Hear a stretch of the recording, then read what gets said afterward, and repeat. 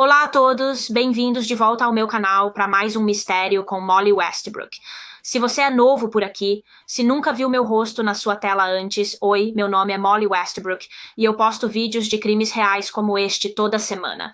Então, se você acha que é algo que pode te interessar, por favor, se inscreva e não se esqueça de ativar o sininho de notificações para que o YouTube te avise sempre que eu postar um vídeo novo. Esta semana vamos falar sobre o caso solucionado de Helen McCourt. Ela era uma jovem que simplesmente desapareceu de repente um dia enquanto voltava para casa. Helen logo foi dada como desaparecida para a polícia e não demorou muito para que eles identificassem um principal suspeito no caso. Eventualmente, eles reuniram uma montanha de evidências que indicavam que esse suspeito assassinou Helen, mesmo nunca tendo encontrado o corpo dela. Então, para o caso desta semana, vamos voltar cerca de 34 anos para 1988, na vila de Billings, que fica no distrito de St. Helens, em Merseyside, na Inglaterra, e esta é Helen McCourt.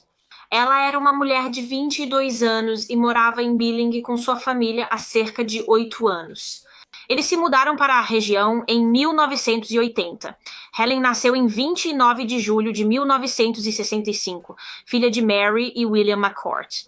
No entanto, eles não estavam mais juntos quando esse caso aconteceu, pois haviam se divorciado e Mary já tinha outro companheiro, chamado John, que era como um padrasto para Helen. Helen era uma das duas filhas. Ela tinha um irmão mais novo chamado Michael, que era alguns anos mais novo que ela, e ela o adorava. A mãe deles, Mary, disse que quando Michael nasceu, ele nem parecia ser realmente o bebê dela, mas sim o bebê da Helen. Helen só queria cuidar dele e tomar conta dele o tempo todo. Ela era claramente uma irmã mais velha muito boa e sempre foi muito próxima da família. Helen foi descrita pela família como sendo muito extrovertida, muito divertida, muito engraçada. Ela tinha um ótimo senso de humor. A mãe dela, Maria, disse que Helen sempre fazia pequenas pegadinhas e era muito sociável e popular.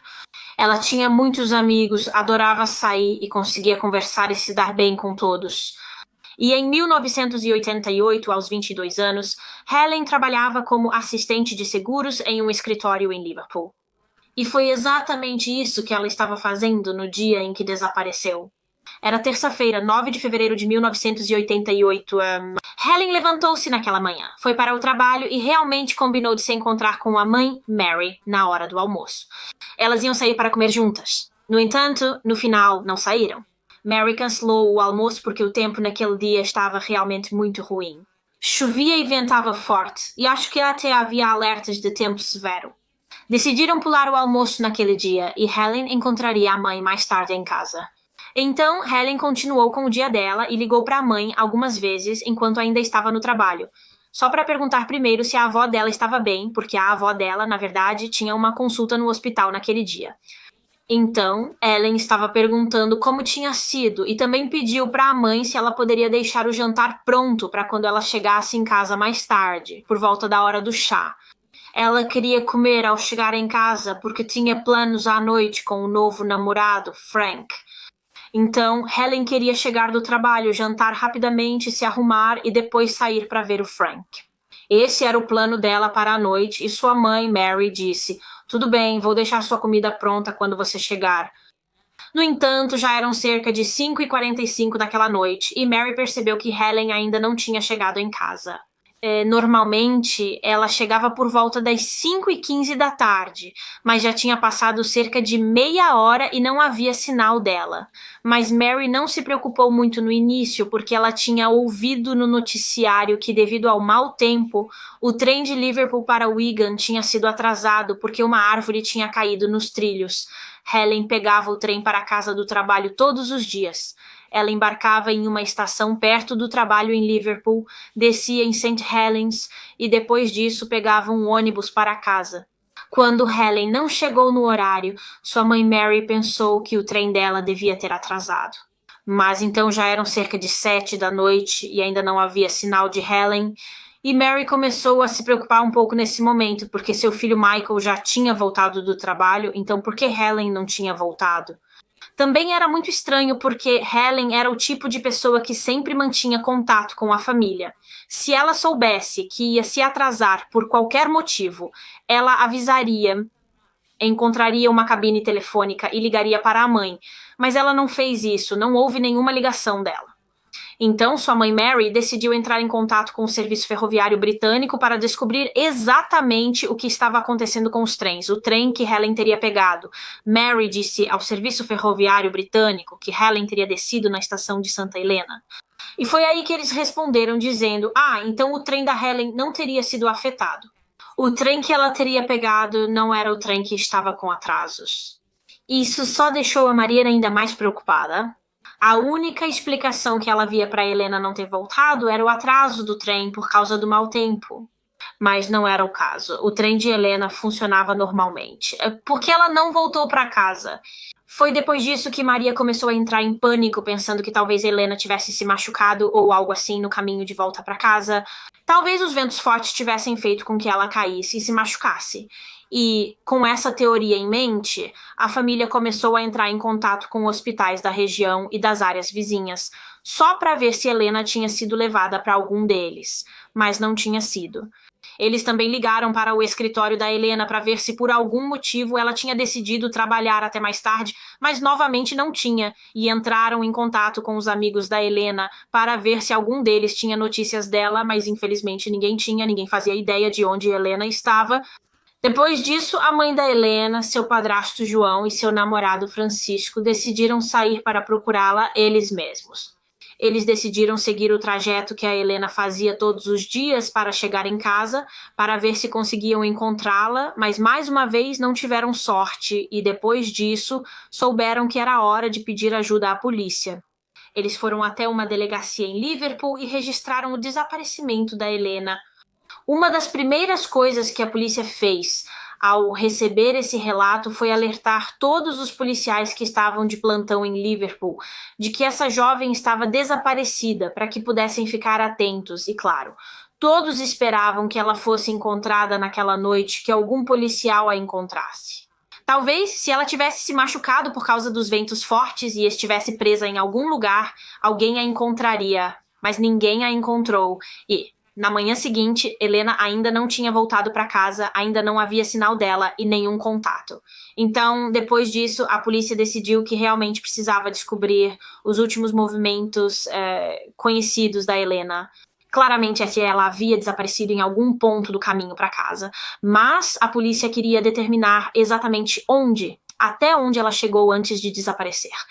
Então, a polícia fez um apelo para testemunhas, divulgou para a mídia e para o público o desaparecimento da Helena e, em seguida, começou a investigação no local de trabalho dela, no escritório em Liverpool. Eles colheram depoimentos dos colegas de trabalho dela e, a partir daí, focaram em cada ponto do trajeto dela.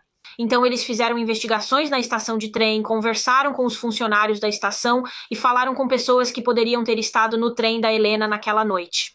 Depois, eles fizeram investigações sobre o ônibus que ela teria pegado em St. Helens e o que descobriram foi que Helena realmente entrou tanto no trem quanto no ônibus naquela noite. Ela não perdeu nenhum dos dois, foi vista por testemunhas tanto no trem quanto depois no ônibus. E acontece que a última vez que ela foi vista foi por volta das 5h15 da tarde, quando desceu do ônibus no seu ponto e começou a caminhar na direção de casa. O ponto de ônibus dela ficava a cerca de 250 metros da casa dela. Ela levaria apenas alguns minutos para voltar, mas como sabemos, ela nunca chegou em casa. Essas linhas de investigação levaram a polícia a acreditar que Helen desapareceu em algum ponto daquele trajeto muito curto até em casa, em Billing. Ela estava literalmente a minutos de casa quando algo aconteceu com ela. Todos os familiares e amigos de Helen, obviamente, foram ouvidos e investigados pela polícia. O namorado dela, Frank, foi investigado porque, como em todo caso de pessoa desaparecida, existe a possibilidade de que alguém conhecido da pessoa esteja envolvido no desaparecimento. No entanto, a polícia logo ficou confiante de que nenhum dos familiares ou amigos de Helen tinha qualquer envolvimento com o que quer que tenha acontecido com ela. Todos estavam abalados e preocupados com ela, mas ficou claro que eram inocentes. Então, depois que os detetives estabeleceram exatamente onde Helen foi vista pela última vez, cerca de 120 policiais foram enviados para procurar por ela na região. Eles estavam procurando qualquer vestígio de Helen, talvez uma peça de roupa que ela estivesse usando naquele dia. Distribuíam cartazes de desaparecida com o rosto dela. Paravam carros e perguntavam aos motoristas se tinham visto ela. Mergulhadores procuravam na represa local. E a polícia também começou a fazer buscas de porta em porta, perguntando às pessoas que moravam ao longo do caminho que Helena teria percorrido se tinham alguma informação, se tinham visto algo suspeito na noite em que ela desapareceu. Como parte dessas buscas de porta em porta, a polícia também fez uma visita ao pub local da região. Ele se chamava Pub George and Dragon e ficava localizado ao longo do caminho de Helena para casa. Ela teria passado por ele naquela noite e Helena ia a esse pub com frequência. O bar era dela, então costumava ir com amigos e família para beber. Embora algo que a polícia rapidamente descobriu foi que apenas 2 dias antes do desaparecimento de Helena, ela na verdade tinha sido expulsa do pub Dragão Georgiano. Isso aconteceu porque ela entrou em uma discussão com outra jovem lá. Aparentemente, essa mulher estava muito bêbada e derramou sua bebida toda em Helena. Então, Helena foi ao banheiro para tentar se limpar, mas essa mulher bêbada a seguiu até lá e elas começaram a discutir e acho que até a brigar um pouco. Então, o proprietário do pub, um homem chamado Ian Sims, expulsou as duas e proibiu Helena de entrar no pub. Ele disse para ela que ela não podia voltar. Então, de qualquer forma, como eu disse, alguns dias depois, após o desaparecimento de Helena, e quando a polícia começou a fazer perguntas de porta em porta, eles foram até o pub Dragão Georgiano para falar com as pessoas que trabalhavam lá.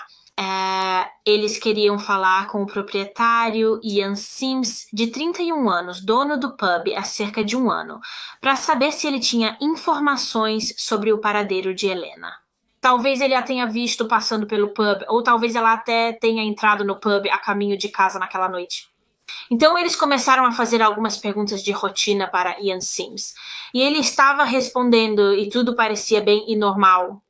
Até que o pub começou a ficar um pouco mais movimentado, mais clientes começaram a entrar, então os policiais perguntaram a Ian Sims se ele se importaria de ir até a delegacia com eles para responder a mais algumas perguntas lá, porque seria muito mais tranquilo. Foi quando os policiais pediram isso a Ian que perceberam que ele de repente ficou muito nervoso. Quando falaram que ele precisava ir à delegacia, ficou muito ansioso e entrou em pânico.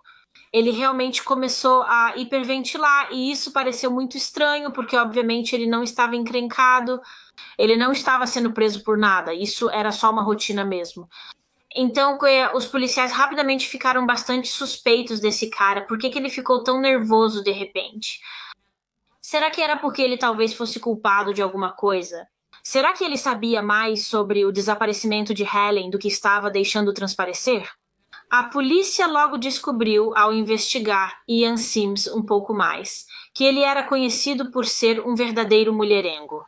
Ele era casado na época em que esse caso aconteceu e tinha 2 filhos, mas apesar disso, ele constantemente flertava com outras mulheres, incluindo Helen. Ele costumava flertar com ela e quando ela estava no pub, enviava bebidas grátis. Ele mandava bebidas para a mesa dela, mas ela não tinha nenhum interesse nele, então ela nunca realmente respondia ou interagia com ele. Acho que ela simplesmente o ignorava na maior parte do tempo. Ian Sims era conhecido por ser um homem muito arrogante. Ele claramente achava que todas as mulheres se interessavam por ele, mas provavelmente não era verdade. Mas enfim, voltando ao que estávamos falando, Ian foi chamado para ir até a delegacia, onde os policiais poderiam lhe fazer mais algumas perguntas, e eles perguntaram o que ele estava fazendo na noite em que Helen McCourt desapareceu. E ele realmente disse que naquela noite estava com sua amante. Sim, ele tinha uma namorada secreta, ele era casado, mas estava traindo a esposa com outra mulher. E ele contou à polícia que, na noite em que Helen McCourt desapareceu, ele estava com ela, estava com sua namorada. Ela foi até o apartamento dele acima do pub onde ele morava. Só um detalhe, ele na verdade não morava com a esposa e os filhos, eles moravam em outra casa perto do pub, enquanto Ian, na maior parte do tempo, ficava no apartamento acima do pub. Ele dizia que era por motivos de segurança. Então, depois que ele deu seu depoimento sobre o que estava fazendo naquela noite, a polícia decidiu ir falar com a namorada dele. No entanto, muito interessante, quando eles fizeram isso, descobriram que o relato dela sobre aquela noite era completamente diferente do de Ian. Ela disse que eles deveriam se encontrar naquela noite. Ela deveria ir ao apartamento dele por volta das 7 da noite, que era o horário em que normalmente ia. Mas ela disse que, antes do encontro, Ian ligou para ela e disse que ela não poderia ir no horário normal, que ela teria que esperar e ir um pouco mais tarde, por volta das 8:30 da noite. Eu não acredito que ele tenha dito o motivo na ligação, mas, de qualquer forma, a namorada obedeceu e foi às 8:30. Só que quando ela chegou, Ian nem estava lá. Na verdade, a polícia logo determinou que Ian não voltou para o apartamento dele, nem para o pub, até cerca de 10:20 da noite, então ele mentiu para a polícia. O álibi dele era que ele estava com a namorada no apartamento naquela noite, mas ele não estava, e foi depois disso que a polícia, claro, ficou ainda mais desconfiada de Ian Sims, porque por que ele mentiria se não tivesse algo a esconder? Outra coisa que deixou a polícia ainda mais desconfiada foi que, quando estavam interrogando Ian, eles perceberam que ele tinha alguns ferimentos no pescoço. Ele tinha arranhões no pescoço e perguntaram como os conseguiu.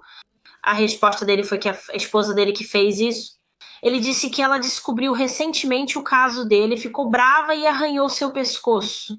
Quando a polícia questionou a esposa dele, ela negou e disse que nunca arranhou seu pescoço. Então a polícia confrontou Ian com isso e disse: sua esposa disse que isso não é verdade, que isso nunca aconteceu. E então ele mudou sua história. Ele disse que, na verdade, conseguiu os arranhões enquanto tentava separar uma briga entre duas mulheres no bar alguns dias antes. Essas duas mulheres, segundo ele, eram Helen McCourt e aquela mulher bêbada com quem ela discutiu naquela noite. Então a polícia falou com essa mulher. No entanto, ela também disse que isso não era verdade. Nem ela nem Helen chegaram a agredir Ian fisicamente. Elas não o arranharam. A história dele sobre como ele se machucou continuava mudando. Então, naturalmente, a polícia começou a pensar que se ele estivesse envolvido no que quer que tivesse acontecido com Helen, se ele talvez a tivesse atacado e matado, provavelmente teria sofrido esses ferimentos, esses arranhões durante uma luta violenta. Outra informação que a polícia recebeu mais tarde na investigação, que também implicava Ian Sims e também sugeria que houve algum tipo de luta violenta, foi que um homem, um membro do público, procurou os detetives dizendo que na noite de 9 de fevereiro de 1988, pouco depois de Helen ter descido do ônibus e começado a caminhar para casa, ele se lembrava de ter ouvido um grito de mulher vindo da direção da porta dos fundos do pub George and Dragon. Mas ele só ouviu por alguns instantes antes que parasse de repente. Parecia que tinha sido abruptamente interrompido, talvez porque alguém tivesse colocado a mão sobre a boca da mulher para silenciá-la. A polícia passou a suspeitar que talvez fosse a Helen. Essa era a Helen gritando e a pessoa que a silenciou foi o Ian Sims. Agora, apesar de o Ian parecer extremamente suspeito, ele negava tudo. Ele ainda estava sendo interrogado pela polícia e dizia que era inocente. Ele disse que não tinha absolutamente nada a ver com o desaparecimento de Helen McCall. No entanto, a polícia tinha quase certeza nesse momento de que ele era o responsável e por isso sabia que precisava encontrar provas concretas para provar que ele estava envolvido, caso contrário teria que deixá-lo ir. Então, eles decidiram revistar o carro dele para ver se conseguiam encontrar alguma evidência relacionada a esse caso e conseguiram. No carro de Ian, eles realmente encontraram sangue, vestígios de sangue e também um brinco, apenas um brinco, embora a tarraxa do brinco estivesse faltando, ela não estava lá. Agora, a polícia levou esse brinco para a família de Helen, mostrou para a mãe dela para ver se ela reconhecia e ela reconheceu imediatamente. Mary afirmou que o brinco era idêntico ao que Helen usava no dia do desaparecimento e que agora foi encontrado no carro de Ian Sims. Então foi após essa descoberta que Ian Sims, de 31 anos, foi preso. Mesmo sem Helen ou seu corpo terem sido encontrados, ele foi preso como suspeito. de sequestro e assassinato poucos dias após Helen ser vista com vida pela última vez. E acontece que o sangue e o brinco de Helen no carro dele eram literalmente só a ponta do iceberg. Mais evidências ainda viriam.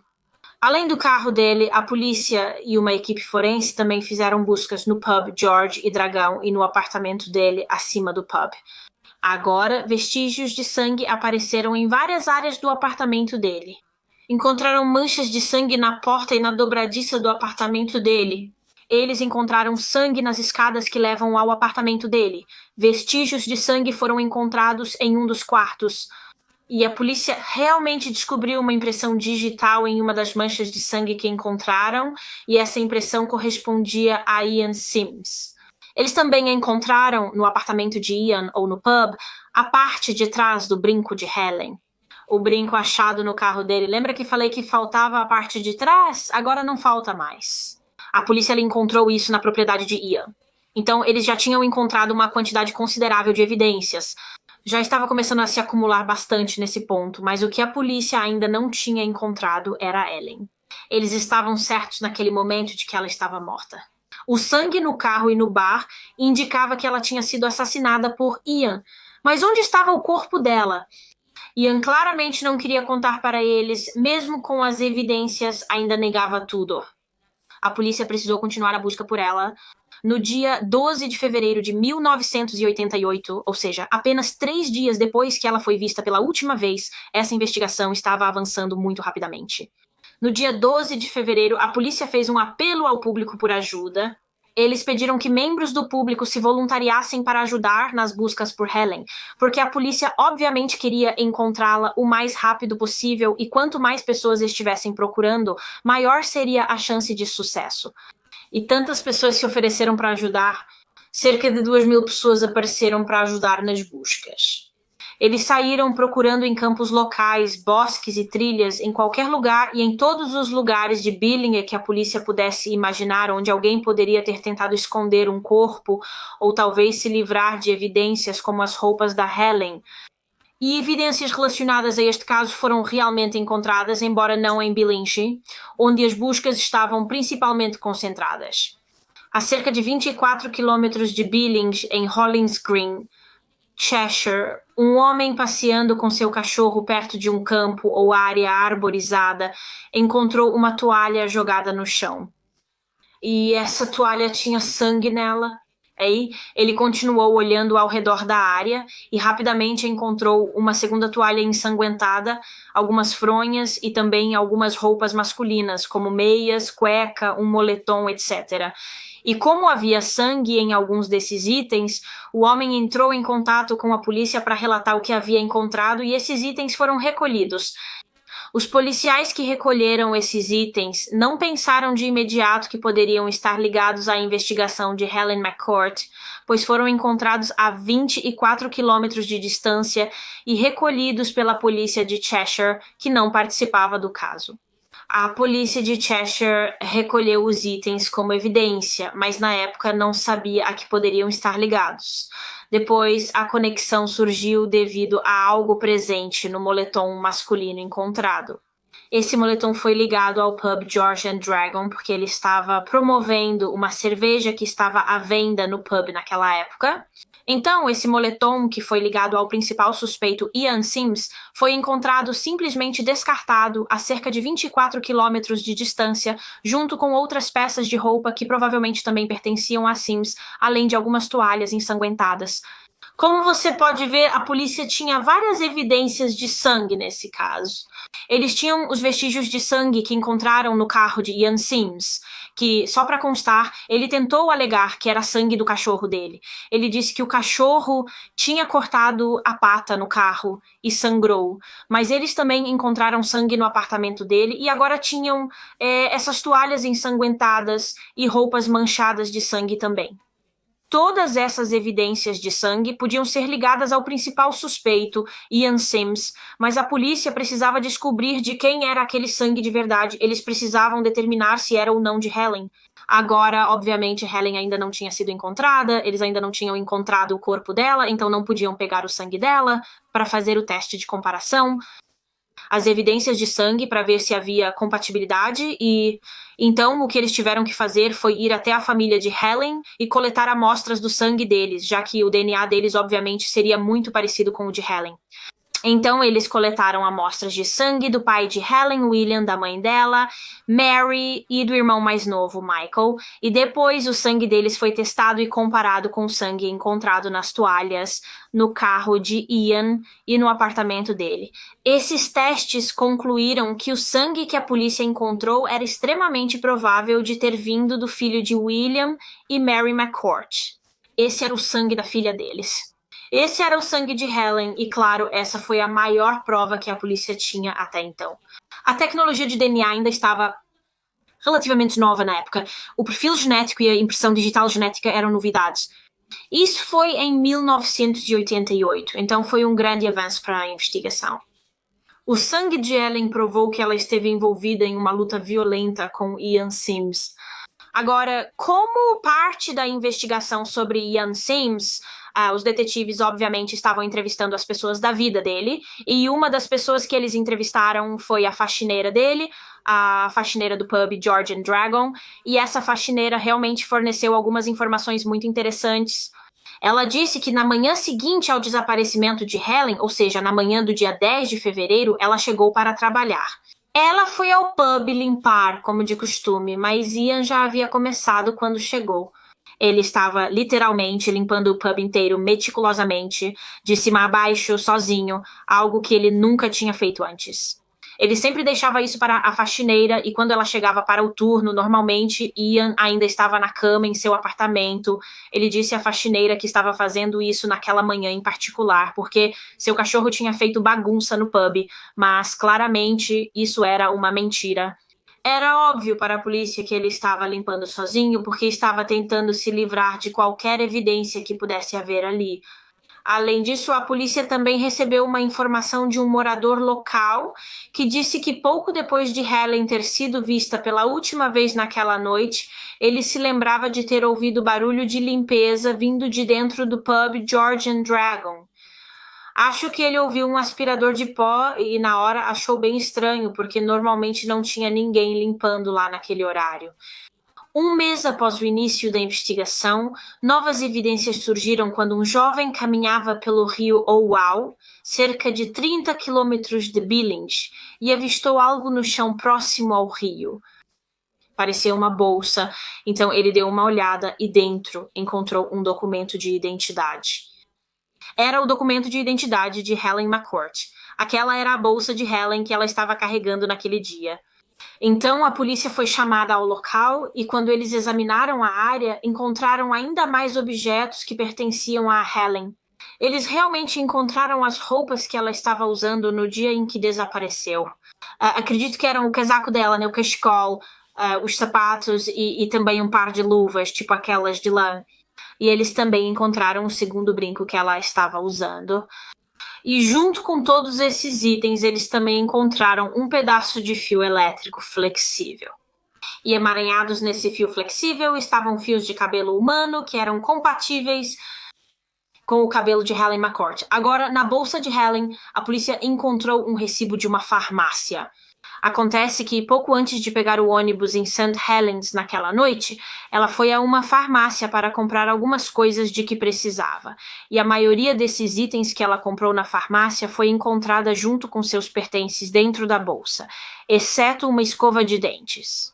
Ela comprou uma escova de dentes na farmácia, mas não estava em sua bolsa. Logo depois, a polícia a encontrou.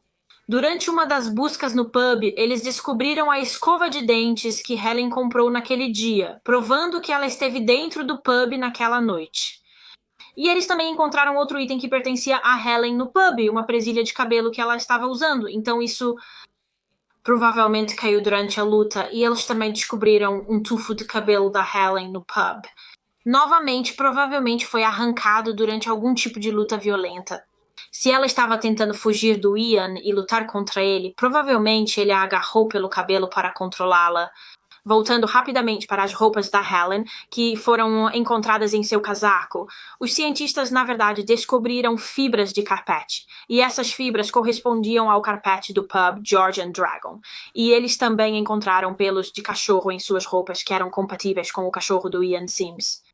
Quando Sims foi preso, alguns itens de suas joias foram apreendidos pela polícia, incluindo 2 anéis e uma pulseira. E ao serem examinados, os cientistas descobriram lama nessas joias e foi constatado que essa lama correspondia exatamente à lama da área de Hollins Green, em Cheshire, onde as toalhas ensanguentadas e as roupas do Ian foram encontradas, provando que ele esteve lá recentemente. Ele foi quem descartou as evidências em Hollins Green. Uma pá também foi posteriormente encontrada descartada em uma área chamada Rixton, em Warrington, a cerca de 24 quilômetros de Billinge, e acabou sendo determinado que essa pá pertencia a Ian Sims. Provavelmente foi a pá que ele usou para enterrar o corpo de Helen em algum lugar. Depois de enterrá-la, ele tentou se livrar da pá simplesmente a descartando a 24 quilômetros de distância. Essa pá indicava claramente o que ele fez com Helen. Ele a enterrou em algum lugar, mas a polícia ainda não tinha ideia de onde. As buscas por ela continuaram. Voluntários ainda estavam procurando, mergulhadores vasculharam rios e canais. A polícia usou escavadeiras para procurar nos campos, mas não encontraram nada. Eles ainda não a encontravam em nenhum lugar, o que deve ter sido devastador para a família de Helen, já que sabiam que ela estava morta. Era óbvio pelas evidências que ela teve um fim horrível. Ela havia sido assassinada. Então, agora, tudo o que eles queriam era encontrar o corpo dela para poderem lhe dar um funeral adequado e o enterro que ela merecia, mas simplesmente não conseguiam encontrá-la, e Ian ainda negava tudo. Ele claramente não tinha nenhuma intenção de cooperar com a polícia de forma alguma, então tudo o que eles podiam fazer era continuar procurando. Ian, obviamente, foi mantido sob custódia enquanto a polícia montava o caso contra ele, e, eventualmente, ele foi acusado do assassinato de Helen, e como ele mantinha sua inocência, o caso foi a julgamento. O julgamento começou cerca de um ano depois do desaparecimento de Helen, em fevereiro de 1989, e Sims se declarou inocente. Agora, a polícia e a promotoria sabiam que esse poderia ser um julgamento muito difícil. Seria difícil conseguir uma condenação porque, apesar da enorme quantidade de provas que eles tinham, e realmente tinham muitas, nós acabamos de passar por todas elas. Desde as roupas encontradas de Helena e Ian, as toalhas ensanguentadas, o cabo elétrico, o sangue no pub e no carro do Ian, o cabelo da Helena e os depoimentos das testemunhas, eles reuniram muitos elementos. Mas o que eles ainda não tinham era a Helena. Então, a promotoria tinha a tarefa muito difícil de tentar condenar alguém por assassinato, mesmo sem ter um corpo. Na verdade, essa foi uma das primeiras vezes que isso foi tentado no Reino Unido. A promotoria precisou demonstrar ao júri com evidências de DNA que Ian Sims assassinou Helen. A evidência de DNA era a prova mais forte que eles tinham. O resto das evidências, alguns poderiam dizer, era só circunstancial. O julgamento começou e a promotoria apresentou sua versão dos fatos, o que acreditavam ter ocorrido com Helen, com base nas evidências que a polícia havia obtido. Eles disseram que na noite de 9 de fevereiro de 1988, Helen desceu do ônibus por volta das 5h15 e começou sua curta caminhada para casa. Como sabemos, durante o trajeto, Helen teria passado pelo pub George and Dragon e a promotoria acreditava que, enquanto ela passava, foi vista pelo proprietário Ian Sims, que gritou para ela e a chamou. Como falamos, 2 dias antes de sumir, Ian expulsou Helen do pub depois que ela discutiu com outra mulher no banheiro, e por isso foi teorizado que ele a chamou naquele dia e começou a falar com ela sobre toda aquela situação. E ele ou a forçou a entrar no pub enquanto estava fechado, ou a forçou a entrar no apartamento dele, ou ela entrou de boa vontade. Talvez ela quisesse esclarecer o que aconteceu e resolver isso com Ian. Acredita-se pelo grito da mulher que foi ouvido por aquela pessoa que o ataque começou logo depois que Helen foi vista pela última vez, e pensa-se que o ataque começou nas escadas que levam ao apartamento de Ian, porque o sangue de Helen foi encontrado nas escadas. Acredita-se que ele arrastou Helen para dentro do apartamento dele e houve uma luta violenta entre os dois. Helen tentou desesperadamente lutar por sua vida naquele dia, porém Ian logo pegou aquele cabo elétrico e, usando-o, a promotoria acredita que ele estrangulou Helen até a morte. E então, depois que ela estava morta, ele decidiu que precisava se livrar do corpo dela. Evidências de sangue encontradas dentro do carro dele indicaram que, em algum momento, o corpo de Helen esteve lá. Teoriza-se que ele a colocou lá ou mais tarde naquela noite ou no início da manhã seguinte. Ele também pegou uma pá, dirigiu até um local e enterrou o corpo dela. Onde fica esse local nós não sabemos. E então, depois disso, ele tentou se livrar das evidências. Ele se desfez das roupas que estava usando naquele dia. Ele se desfez das roupas de Helen, da bolsa dela e de algumas toalhas ensanguentadas que claramente usou para tentar limpar a cena. Ninguém sabe por que Ian Sims decidiu matar Helen naquele dia. Acho que existem algumas teorias diferentes sobre o motivo. Algumas pessoas teorizaram que eles tiveram uma discussão sobre o fato de Helen ter sido banida do pub, e essa discussão simplesmente escalou e terminou com ele a matando. Também encontrei uma teoria online de que talvez Helen soubesse que Ian estava traindo a esposa e tendo um caso, e que ela talvez tenha ameaçado contar para a esposa dele, então ele a matou antes que ela pudesse fazer isso. Mas também acho que há uma forte possibilidade de que esse crime tenha tido motivação sexual.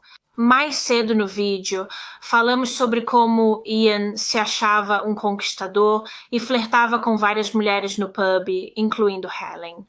Mas, como eu disse, Helen realmente não reagia a isso. Acho que, na maioria das vezes, ela simplesmente o ignorava completamente. Talvez naquele dia Ian tenha tentado de novo com ela, e quando ela o rejeitou, ele ficou com raiva e a matou. Talvez ele até tenha tentado abusar sexualmente dela, e quando ela resistiu e tentou se defender, ele pegou o cabo flexível e a estrangulou. Agora, a defesa de Ian durante o julgamento é, sinceramente, uma das mais patéticas e ridículas que eu já ouvi. Ele basicamente alegou que tinha sido incriminado, ele ainda obviamente dizia que era inocente, que não tinha absolutamente nada a ver com o assassinato de Helen.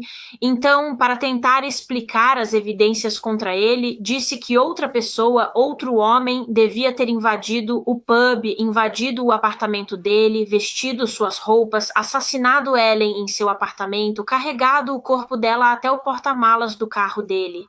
Eles então devem ter roubado o carro dele e usado para transportar o corpo de Helen até um local e depois enterraram o corpo dela com a pá dele. Eles descartaram as roupas e evidências, devolvendo educadamente o carro dele ao pub. Quero dizer, quão desesperado você deve estar para recorrer a isso como defesa? É tão ridículo. O júri não acreditou nele e em 14 de março de 1989, no fim do julgamento, Ian Sims foi condenado pelo assassinato de Helen McCord, de 22 anos, recebendo prisão perpétua com mínimo de 16 anos. Agora, apesar do veredito de culpa, esse pesadelo estava obviamente longe de acabar para a família de Helen.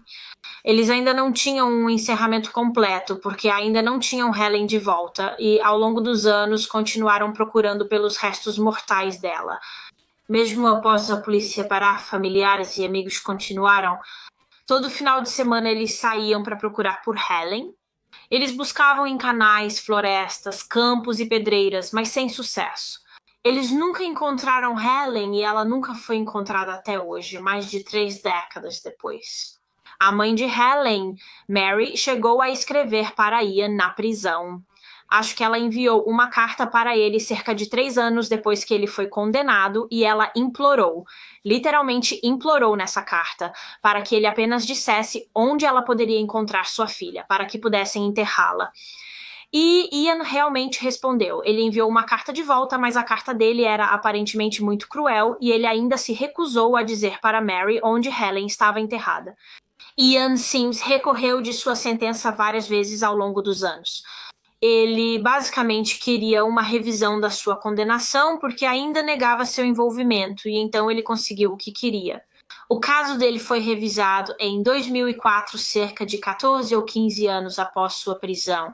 Durante essa revisão, as autoridades analisaram todas as provas contra ele, incluindo as evidências de DNA e forenses, e Ian claramente esperava que, depois de todos esses anos, fosse constatado que não eram precisas, que as evidências de DNA não eram precisas, mas na verdade foi exatamente o oposto, porque obviamente em 2004 a tecnologia de DNA e forense havia melhorado muito desde o final dos anos 80, então quando novos testes foram realizados nas evidências, isso só comprovou ainda mais o caso da polícia.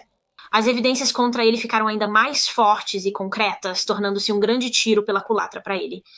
O período mínimo de 16 anos de prisão de Ian teria terminado por volta de 2005, 2006, e eu acredito que ele pediu liberdade condicional várias vezes, mas em todas as vezes foi negado. E em 2015, a mãe de Helen, Maria, na verdade lançou uma campanha. Ela fez campanha por uma mudança na lei no Reino Unido, defendendo que assassinos condenados não tenham direito à liberdade condicional se recusarem a revelar o local dos corpos das vítimas, como Ian Sims. Ela queria que uma lei com o nome de sua filha, a Lei Helen, fosse criada, determinando que assassinos não possam sair da prisão até informarem as famílias das vítimas onde podem encontrar os restos de seus entes queridos. A petição pela Lei Helen recebeu centenas de milhares de assinaturas e por isso foi apresentada ao parlamento e foi anunciado que ela seguiria em frente, que seria implementada. No entanto, ela continuou sendo adiada e postergada por causa das eleições e do Brexit e, infelizmente, antes que a Lei Helen entrasse em vigor em novembro de 2019, Ian Sims foi novamente levado à Junta de Liberdade Condicional e eles decidiram que ele seria liberado da prisão em breve. Assim que soube disso, a mãe de Helen pediu ao governo a implementação da Lei Helen antes da soltura e entrou com ação judicial para mantê-lo preso e reverter a decisão da Junta de Liberdade Condicional. Infelizmente, isso não deu certo e só 3 meses depois, em fevereiro de 2020, Ian Sims, de 63 anos, foi libertado sob condicional após cumprir cerca de 31 anos na prisão, o que considero simplesmente insano. Esse é um homem que nunca demonstrou nenhum pingo de remorso pelo que fez com Helen. Ele nunca nem sequer admitiu, muito menos demonstrou remorso. Apesar da enorme quantidade de provas ligando ele ao crime, ele sempre negou ser o assassino de Helen e, por isso, nunca revelou a localização dos restos mortais dela. Como é justo que ele seja solto? A família da vítima implorou literalmente para que ele dissesse onde Helen está e ele não diz. Então, pessoalmente, eu não entendo como a Junta de Liberdade Condicional pode justificar a liberação dele. Pelo que entendi, a lei da Helen foi promulgada no início de 2020, uma vez que recebeu a aprovação real, então é uma lei em vigor neste momento. Ela também é chamada de Lei de Divulgação de Informações sobre Vítimas por Prisioneiros. Embora eu tenha uma citação de um artigo sobre a lei aqui que afirma que, sob essa lei, assassinos ainda poderiam ser libertados se não fossem mais considerados um risco para o público, mesmo que se recusassem a divulgar informações. Mas o Conselho de Liberdade Condicional será legalmente obrigado a considerar se eles cooperaram com as investigações como parte de sua avaliação, o que eu achei bem interessante.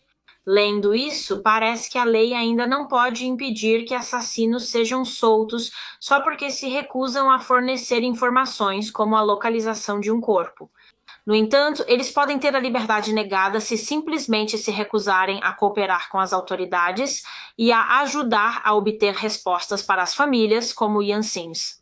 É horrível que isso não tenha sido implementado antes. Se isso tivesse ocorrido, Ian Sims provavelmente ainda estaria preso. Ele teria tido a liberdade negada até concordar em cooperar com a polícia. Isso simplesmente me deixa tão triste. Pela mãe da Helen, que se esforçou muito. Toda aquela campanha para tentar impedir que Sims fosse libertado até que os restos mortais da filha dela fossem encontrados. Mas não teve sucesso. Agora ele está solto, um homem livre. Dito isso, tenho 100% de certeza de que a Lei Helen terá um resultado muito positivo para outras famílias de vítimas de assassinato. Na verdade, li um artigo de outubro de 2021 que dizia que um assassino condenado do Reino Unido, chamado David Harker, que foi responsável pela morte de uma mulher chamada Julie Patterson em 1998. Ele teve a liberdade condicional negada no fim de 2021, sob a Lei Helene, porque ele nunca contou a ninguém o que fez com o corpo de Julie, e acredito que ele foi o primeiro assassino a ter a liberdade condicional negada sob a Lei Helene. Então, a Lei Helene teve um impacto extremamente positivo no sistema legal e no sistema de justiça, mas, como eu disse, é uma pena que ela tenha sido adiada e não estivesse em vigor antes de Yancey ser solto. Mas é isso para este caso. Esse é o caso de Helen McCall, de 22 anos. Eu realmente espero que o corpo de Helen seja encontrado em breve para que ela possa ser sepultada e receber um enterro digno. É terrível que a família dela nunca tenha conseguido fazer isso por ela, nem tido esse fechamento. Mas é isso para este vídeo. Como sempre, por favor, me digam o que vocês acham desse caso nos comentários. Eu adoraria ouvir a opinião de vocês. Também me avisem sobre outros casos que vocês gostariam que eu cobrisse aqui no canal. Vocês podem avisar nos comentários ou, se preferirem, usar o formulário de sugestão de casos que está na descrição de todos os meus vídeos. Muito obrigado a todos por assistirem. Por favor, deixem um like neste vídeo e se inscrevam no canal se ainda não forem inscritos. E eu vejo vocês de novo na próxima semana para mais um Mistério com Molly.